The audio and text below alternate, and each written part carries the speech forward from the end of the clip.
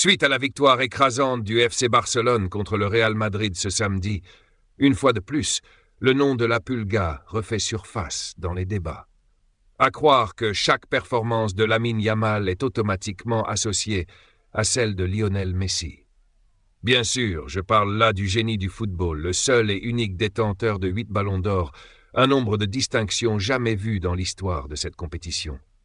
Après la victoire des Blaugranas, Thierry Henry n'a pas manqué de souligner « Barcelone est devenue une équipe pour régler ses comptes ». Après le Bayern, c'est au tour du Real Madrid. Lamine Yamal joue comme Messi, Rafinha est comme Ronaldinho et Pedri est comme Iniesta. C'est comme si je regardais Barcelone en 2011. L'équipe est revenue à ses meilleurs jours. Personne ne pourra les arrêter. Ils vont tout gagner. Et toute équipe qui se dressera sur leur chemin subira le même sort. Le retour du grand FC Barcelone, est-ce vraiment le grand retour? Seul l'avenir nous le dira. En attendant, toutes les équipes craignent désormais ce nouveau FC Barcelone dirigé par Hansi Flick. Et c'est vrai que le match contre le Bayern fut une véritable revanche pour le FC Barcelone. Ce cauchemar avait duré trop longtemps. En parlant du Bayern, vous vous souvenez probablement de la victoire du Barça contre eux, où Lionel Messi, avec un dribble éclair, avait littéralement fait tomber Jérôme Boateng. Eh bien, Jérôme est revenu sur cet événement. Rien de tel que d'entendre directement la personne concernée. Voici ce qu'il a déclaré. Ce dribble de Messi, c'était dur. Je me tenais devant lui et soudain, il a disparu. Je ne savais pas ce qui s'était passé, jusqu'à ce que je me retrouve allongé au sol, le ballon dans le but. C'était comme un ouragan qui a balayé le terrain, laissant le chaos derrière lui. Il m'a fait parler dans le monde entier. Celui qui ne connaissait pas Boateng me connaissait à partir de cette nuit-là. Boateng poursuit. Lorsque j'ai joué contre lui à Paris, je lui ai dit « Toi et moi allons rejouer un match. Peut-être que cela réveillera un vieux souvenir pour la presse et le public, mais c'est bon si ça vient du meilleur joueur du monde. » Il a ri avec moi et a dit « Les jours passent vite. » Je lui ai répondu « Les jours et les années passent, mais toi, Léo, tu restes le meilleur. » Nous avons échangé nos salutations et je suis parti. C'est un joueur très humble et bien éduqué qui parle peu, mais avec ses pieds, il parle énormément. C'est lui. Passons maintenant à une autre légende, le Brésilien Roberto Carlos. Pour lui, Lionel Messi n'est autre que le meilleur joueur de l'histoire. Il déclare « La première fois que j'ai joué contre Messi, il m'a énormément impressionné. Alors, je suis allé voir Ronaldinho et je lui ai dit « Ronaldinho, tu devrais commencer à avoir peur pour ton numéro, il te le prendra bientôt. » Ce garçon est vraiment effrayant.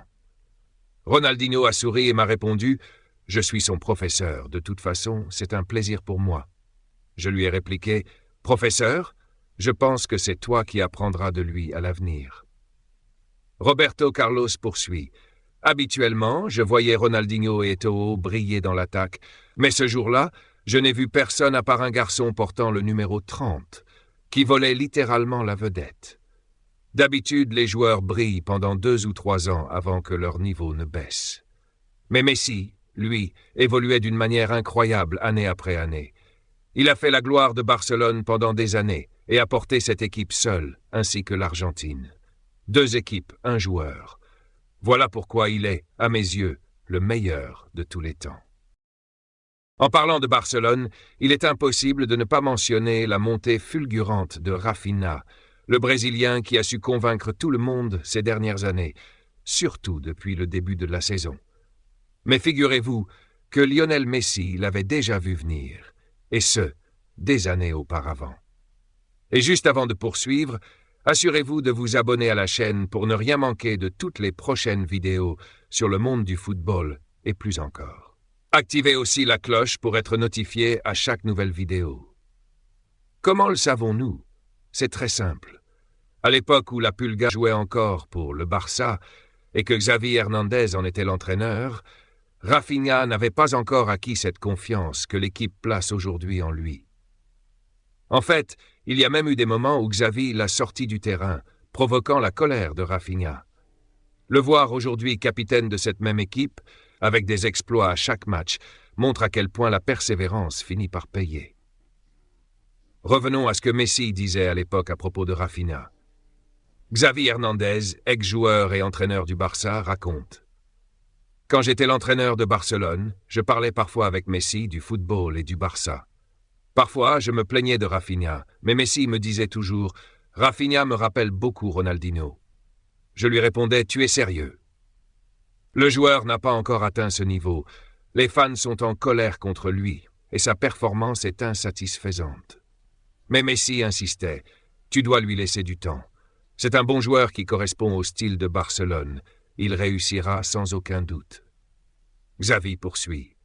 Maintenant, Rafinha est l'un des meilleurs joueurs de la Liga et il nous rappelle vraiment Ronaldinho dans ses meilleurs jours. J'espère qu'il restera sur cette lancée. Messi a toujours raison. Il a la vision non seulement d'un joueur, mais aussi d'un entraîneur et d'un recruteur de talent. Il sait exactement qui conviendra à Barcelone. C'est pourquoi je le consultais toujours. Ce témoignage montre que le talent de Lionel Messi dépasse même le terrain. Apparemment, il a aussi un flair pour repérer les talents et savoir qui conviendra à une équipe comme Barcelone. Pour terminer, parlons de l'entraîneur Unai Emery, qui évoque la difficulté d'essayer d'arrêter Messi lors des rencontres. Il déclare « Messi est un joueur qu'on ne peut jamais vraiment comprendre. J'ai essayé de jouer contre lui de toutes les manières possibles, mais en vain. Un jour, j'ai beaucoup réfléchi, et je me suis dit que son point faible était probablement son pied droit. Alors, j'ai demandé à mes défenseurs de fermer le côté gauche et de ne pas le laisser tirer de ce côté. Mais ce jour-là, Messi a marqué 2 buts avec son pied droit. Depuis ce moment, je n'ai plus cherché à trouver un moyen de l'arrêter. Je ne reproche même plus à mes joueurs s'ils marquent. Vous pouvez arrêter n'importe quel joueur, mais Messi, n'essayez même pas. C'est une perte de temps. Encore un témoignage qui montre à quel point la Pulga est unique en son genre. Un joueur hors norme, tout simplement le meilleur. Enfin, finissons avec un récit de l'un de ses meilleurs amis, la star brésilienne Neymar Jr.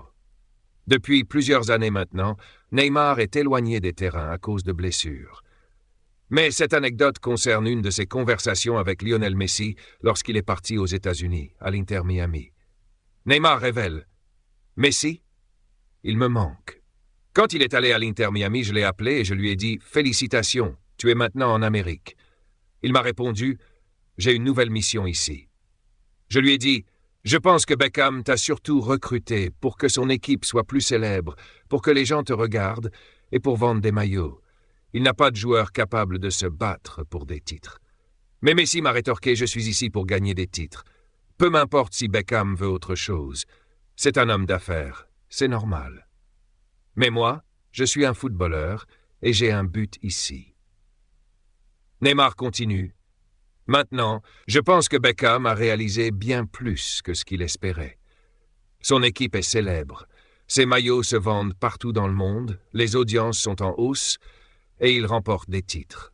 Vous ne verrez plus un seul fan porter un maillot sans le nom de Messi dessus.